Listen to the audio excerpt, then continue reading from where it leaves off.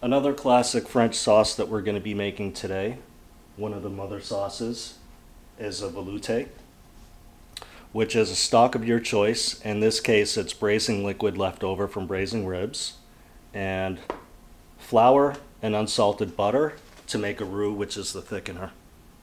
When making a bechamel or making a veloute, which are two of the six mother sauces in classic French cookery, we make a roux. And what a roux is it's approximately equal parts unsalted butter and flour that's made into a cooked paste, and that becomes the thickener for both of those sauces. The way that you want to melt the butter is over very low heat so that you don't caramelize any of the solids in the butter.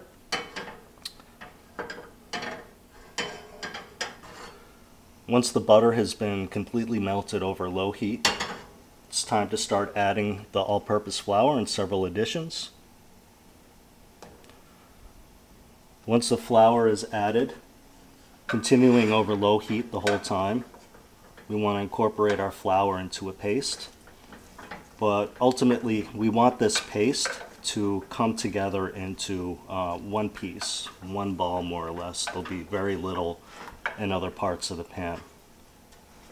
And it's important to do this over low heat so that we don't cook the cellulose too much in the flour, which would result in it losing its capacity to thicken the sauces that we're going to use this with.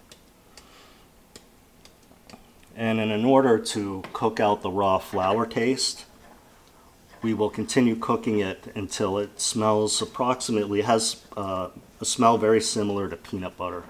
That's a good way to tell when a roux is done.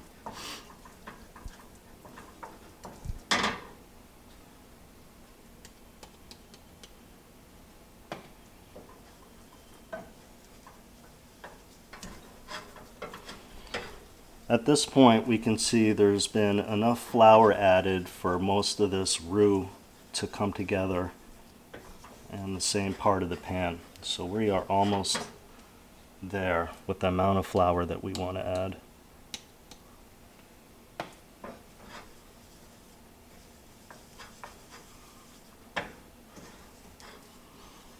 There we go. Once we have enough flour to clean up the entire pan like this, that's about what we're looking for.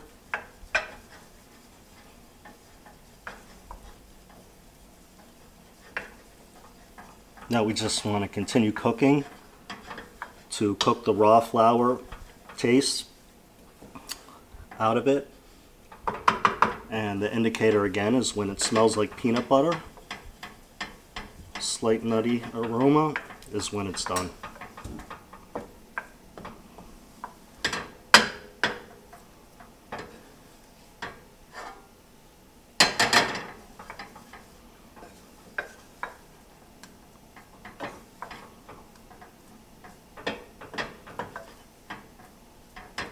At this point, our roux is done, and it's important to take our roux and remove it from the pot that it was made in so that it doesn't scorch.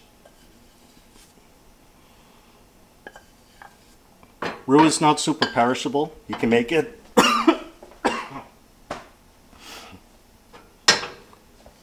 ahead of time and keep it out at room temperature for several weeks before you have to worry about it going bad.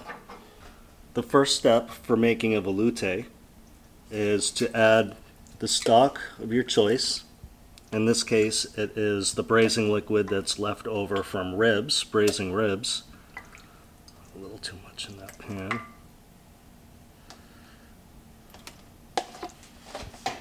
And we just want to, it's very gelatinous as you can see, we just want to melt it and bring it up to a simmer.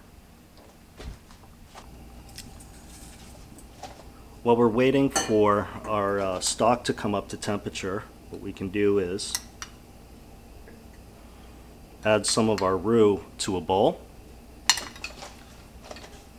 Once our stock gets nice and hot and comes up to a simmer, what we are going to do is, with a small amount in a ladle at a time, add some of our stock to our bowl that has our roux in it, and whisk it vigorously. It'll form a paste, and then like a very thick sauce type texture. And then we will emulsify that thick sauce type texture back into the pot with the rest of the stock and bring it up to a simmer. It's good to simmer sauces that are thickened with roux for a good 3 minutes in order for it to reach full thickening capacity. Our stock is just about at a simmer now, so we're going to add a small amount of our stock to our roux at a time and whisk it together. The reason why we are whisking this roux and stock in a separate bowl and not directly into the pot with the stock is because we are avoiding lumps from occurring. If we put this roux directly into this hot stock, we'd have lots of big lumps and it wouldn't effectively be able to thicken our sauce at all.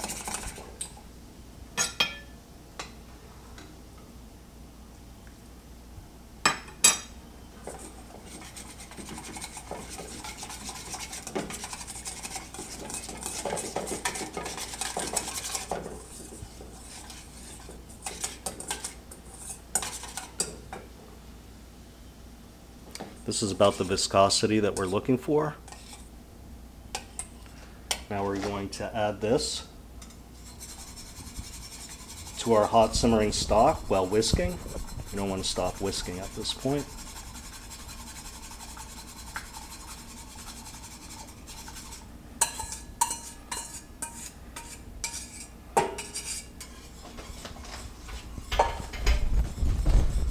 Now we want to make sure that we get our sauce back up to a simmer so that it can thicken to its full capacity.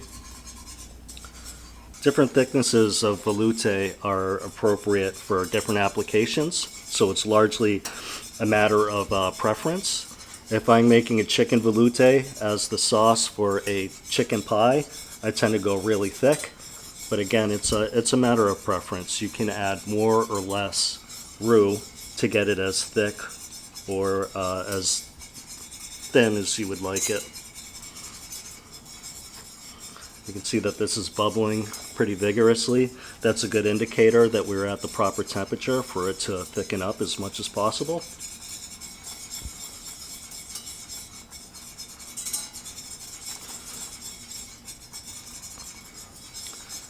I'm shutting off the pan and I am going to show you how to do a good accurate test to give you the best indicator as to how thick this is. And what you want to do is see how it coats a wooden spoon.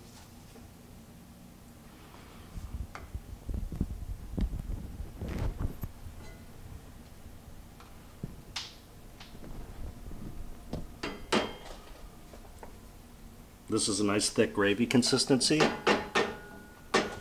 and we are going to stop here. Here's a utilization of a veloute that, in this case, it's a chicken veloute that's used as the sauce in a chicken pie. And I'll just show you what that looks like.